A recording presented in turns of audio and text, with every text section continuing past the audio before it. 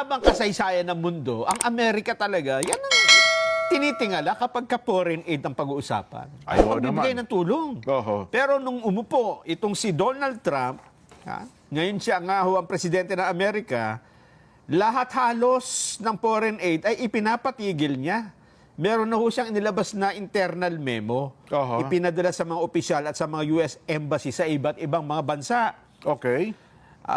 Yan naman ay kasunod ng executive order ni Trump na paghinto ng foreign development assistance habang nakabinbin ang pag-aaral kung ito ba'y kailangan talagang ituloy. Oho. Tinitingnan nila kung ito bang, halimbawa, ni isa-isa. Oho. Ito bang foreign aid natin sa Pilipinas ay may napapakinabang ba ang Amerika? O baka naman puro labas lang tayo ng pera dito. Oo nga, no? Well, siguro, iniimbentary na nila ngayon, ano? Iniimbitary nila. Oho. Oo. Sa kabuuan ba, sa buong mundo, magkano ba lahat ang mga foreign aid ng Amerika? $68 billion. US dollar? Yes. Wow! Naitala ito 2023. Noong At sa 68 billion na yan, magkano kaya napupunta sa Pilipinas? sa Pilipinas. Oho. Naku, ang sabi nila, maliit lang daw eh. Hindi naman daw ganun Hindi daw kalakihan. ganun kalakihan. Pero, Oho. tingnan mo naman yung USAID, di ba? Ang Oo. tumutulong dito sa atin eh. Hindi ganun kalakihan in dollar. Oo. Pero kapag kinonvert mo na sa peso yan, Yes. Nelson, ay Yung malaking... Yung epekto sa atin, yun, ang malaki. Ang laking pera na po niyan. Oo. Nako. Sana naman ito pansamantala lang dahil Oo. maraming project ang mahihinto na pinopondohan ng USAID dito sa Pilipinas. Oho. Kakaraniwan nito yung mga tulong talaga sa mga liblib na lugar dyan. So dapat ngayon tukuyin na agad nila yan, ano? Kung sakaling mahinto, sana naman tapusin muna, no? Huwag abrupt na ihinto agad. Hindi. Kung sa kalagitnaan ka ng project Pinatigil nga muna. Ganon? Baligtad siya. Tigil Ganon? muna, tapos pagka nakita kong Wow. pwede, Tutuloy. tuloy. Ay, paano yung kontrata mo yung doon sa mga, di ba? Walang... Supplier mo, halimbawa, pinapagawa kang project yan, construction. Baka naman nakadeposito na yon. Ganon? Baka itong sinasabi niya, itong mga ngayong taon na Mga- ito. yung Kasi siguro. Simula ng taon, di ba? Ay, kasi kung hindi mo tutuloy, breach of contract yan. Right? Oo. Pwede silang, Lalo na kung bridge yung itinatayo, di ba? kung tuloy yung pinapagawa mo, nasa kalagitnaan pa, hinto yan. Ito yan. Oo nga. Sayang. Eh, well, ako sa part ng Pilipinas siguro reviewin na agad natin yan. Punta na agad natin yung worst case scenario, Nelson.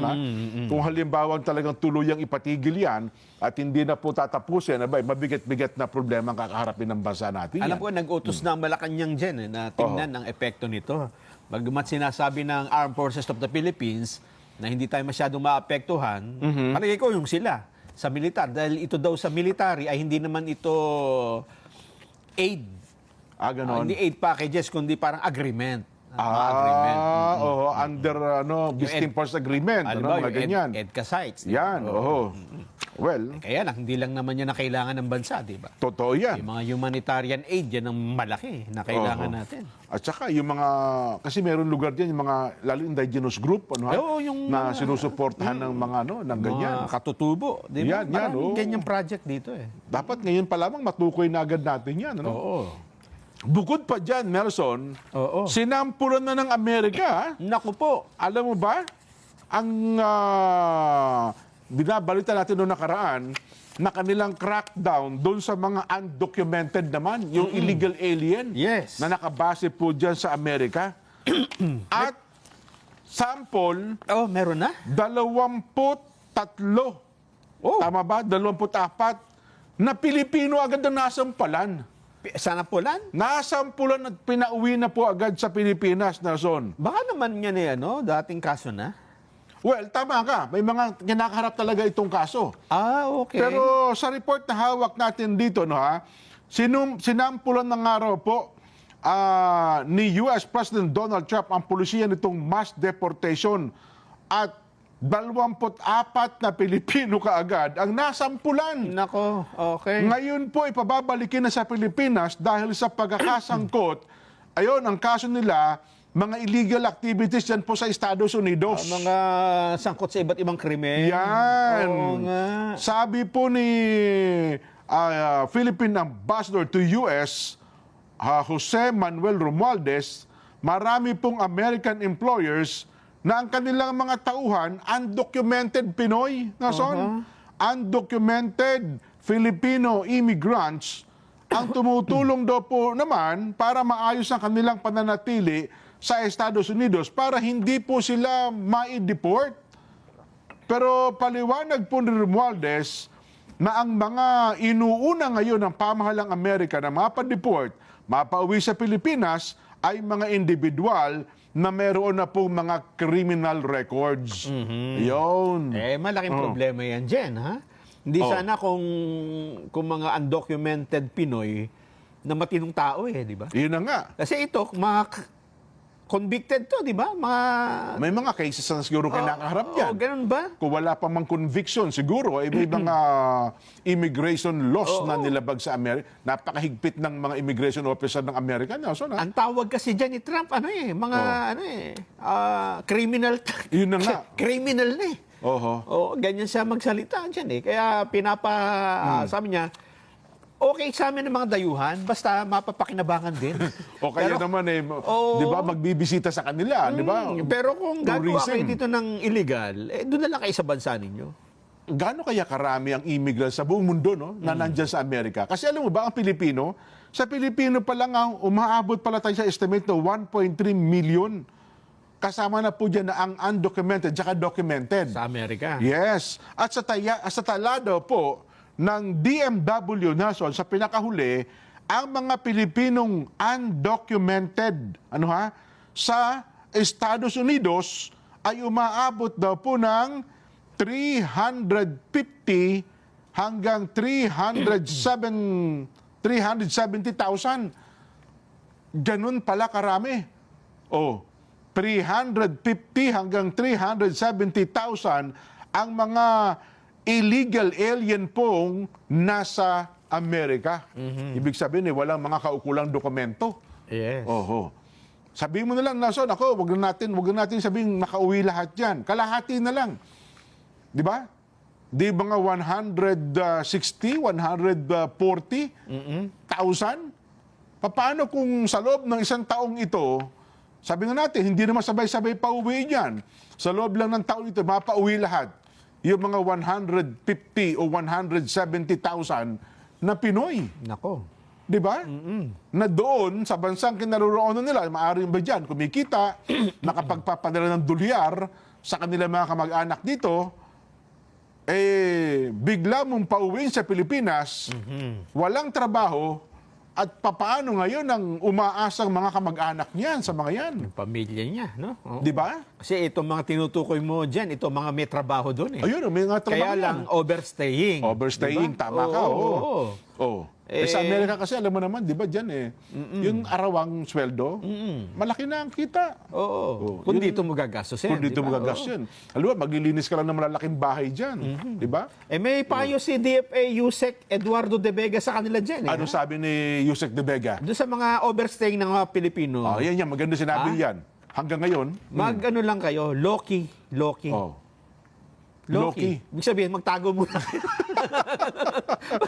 Huwag kayong kung saan-saan makikita. Ang nabanggit natin sa balita natin kayo ng umaga, huwag na raw nalang hintayin mahuli sila Kung di ako nagkakamali Tapos, ang gagawin? At kung maaari, Loki ka, unti-unti mo na ayusin ang proseso mo. Yun nga. Makipag-ugnayan ka sa employer mo. Yes. At kung hindi naman talaga, kasi pag nahuli ka, kakasuhan ka, pinakamabuti, umuwi ka na sa Pilipinas. Yun ang sabi yata ni Yusek de Vega. Sabi niya ayusin mo yung legalization mo. Yan. At iwasan mong maaresto. Kasi hindi naman... Hindi mo nakukuha hindi mo na maayos yung legalization. Yun na nga. Hindi naman sinasara ng Amerika kung legal Ang sinasara lang po ng Amerika sa Trump administration ngayon, kung ikaw ay illegal na papasok at naririyan na ngayon sa Estados Unidos. Pero ang pagkakapaliwanag niya, Jen, huwag kayong mag-alala. Ang unahin ni Biden, ni Trump. Ang unahin ni Trump ay yung may mga criminal case. Yun ang kanya. Sabi na natin, ito, gaya yan, 24 agad, nasampulan. Yung 24 na yan, pag uwi sa Pilipinas, ano trabaho niyan? Huwag na tayo lumayo. Kasi 24 naman talaga ito. Una-una dyan, hindi na pwede mabigyan ng trabaho yan. Kung may criminal records eh. Di ba? Alam nga naman pagdating dito, hindi... Gusto ata nila, mayroon pang combo eh. Oh, Yan ang problema. di ba? So, ito'y 24 pa lamang ito. Oo. Ay, ang 24 na ito, sabi mo ng mayroong pamilya, may kamag-anak. Ilan ang kamag-anak itong umaasa sa kanila? Di ba? Sa 24 na yan po, ha? Yun. At imagine natin, sabi ko na nga po, 350,000, itong tala na ito, wag na lang lahat yan, kalahati na lang po ng 350,000 ang pauwi sa Pilipinas. Sa buong taong ito, paano po ito tutugunan ng ating administrasyon, ng ating pamahalaan? Di ba? Kaya dapat kasi yung mga Pinoy na matagal na kayo sa Amerika, noon nyo pa inayos dapat yung papel ninyo. Dapat di ba? nga, oo. Eh, iba kasi dyan, parang ayaw din. Oh, hindi tayo, safety tayo dito, no? Alam mo mga Pilipino, Hanggang makakalusot. hanggat At saka nang siyempre, doon nga naman. Yung ating mga kaibigan doon, safe na sila. Legal kasi sila. Oo. At kumikita na ng malalaki. At Di ba? Yun, hindi na ipapa-deport kasi papasal na nga lang. kinilala na sila doon di ba? Si Kuya Don Orozco lang, parang ginagawa ng Pasay ang may Amerika at saka ang Pilipinas. Yun. Di ba? Yun ang maging aral sana sa lahat ng mga Pinoy na nag-abroad. Siguraduhin ninyo na documented kayo pagdating doon. Totoo. Kahit lang hindi po sa Amerika Kahit sa ibang mga bansa, Nelson, Yes. kahirap nung TNT. O yung tago ka ng tago. Ano ha? Pag nakakita ka ng pulis, gusto mong matunaw. Ngayon po, pag-uusapan na natin, Amerika, ito po ang sinasabi natin. So, ang atin hong tanong dyan ngayon, Nelson, paano ito pinaghahandaan ng ating gobyerno ngayon? Department of Labor and Employment, DOLE, Secretary Bien Laguesma, di ba? Ang DMW, ang DFA. Hindi naman pwede natin panghawakan yung sinabi ni Yusek De Vega na loki lang kayo. Stand by Hindi all kayo units. uunahin. Hindi ka naman si Trump di ba? Okay sana kung si Trump ang nagsabi nun di ba? Oo nga, oo. Pero kung sabi ni Trump, natin lahat ng hindi dokumentado. Ganon? Ang problema, si Yusek De Vega, nasa Pilipinas din. Wala naman sa Amerika. Oo nga, tama. Di ba? Ang atin hong magiging Vox Populi, simple lang, may kinalaman sa bagay na ito. Handa kaya ang gobyerno natin kung mapapauwi sa Pilipinas o sa bansa ang mga Pinoy undocumented sa US? Yan.